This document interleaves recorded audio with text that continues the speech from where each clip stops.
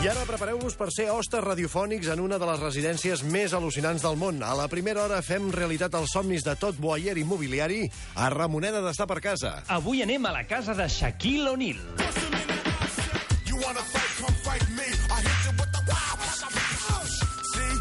Oi tal com canta, És ell, aquest? Sí, senyor. Aquest fa de tot, Ha jugat a bàsquet, ha fet pel·lícules boníssimes i, a més, canta. Algun fan de Shaquille O'Neal o no, per aquí?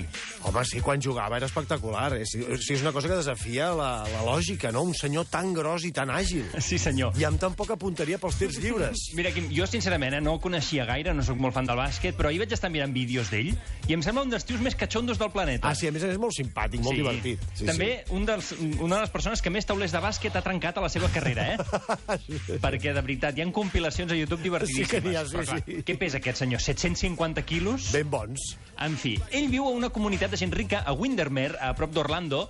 Casa seva mesura 6.500 metres quadrats. Què dius? Però no a lo ample, a lo llarg. Ah, sí? Quin passadís, mare meva. És la casa més llarga que existeix al món. A veure, que a mi, sincerament, em sembla una cosa intel·ligent, perquè si t'enfades amb la família, mira tu, escolta'm, una a una banda i l'altra a l'altra. Perfecte, sí. Ja està. I 700 metres de distància. Home, exacte. El tio la va comprar el 1993 i l'ha anat ampliant, fins a tenir una casa més llarga que el mateix túnel del Cadí. 11 habitacions dobles i 13 lavabos. Em semblen poques, Sí, home, habitació. Ara veuràs per què és 11 habitacions. Detall molt important del lavabo que us interessarà molt. Sí.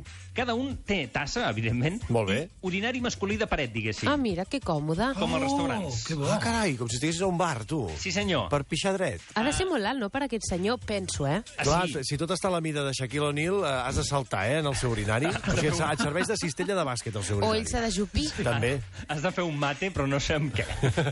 Bé, a veure, l'explicació que hi trobo és que Shaquille O'Neal és un tio molt, molt alt i, clar, no el pots fer apuntar cap a baix.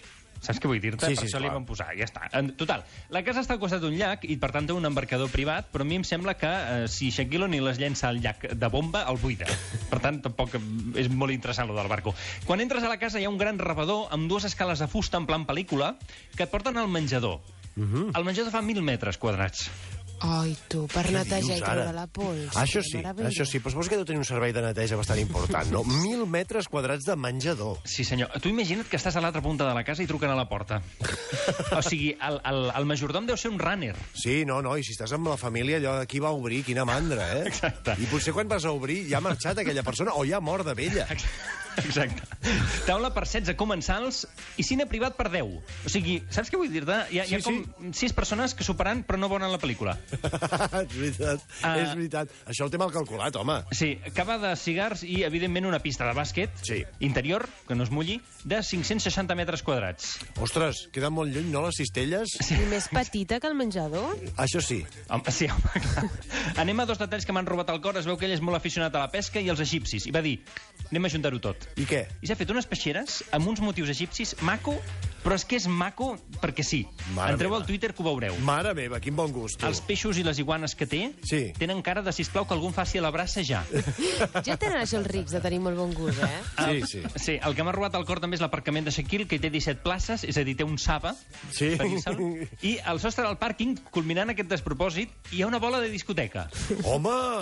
Però saps que allò que és com de pàrquing, o sigui, jo crec que és per si vol fer una festa al pàrquing, saps què vull dir-ne? Sí, vull dir, aquelles coses per recuperar una mica doncs, la seva joventut, no? Potser quan no tenia tants diners i tanta capacitat adquisitiva, doncs fem una festa al pàrquing avui, vinga. En fi, ja per acabar, si us ha agradat el que us he explicat, sapigueu que la casa està en venda.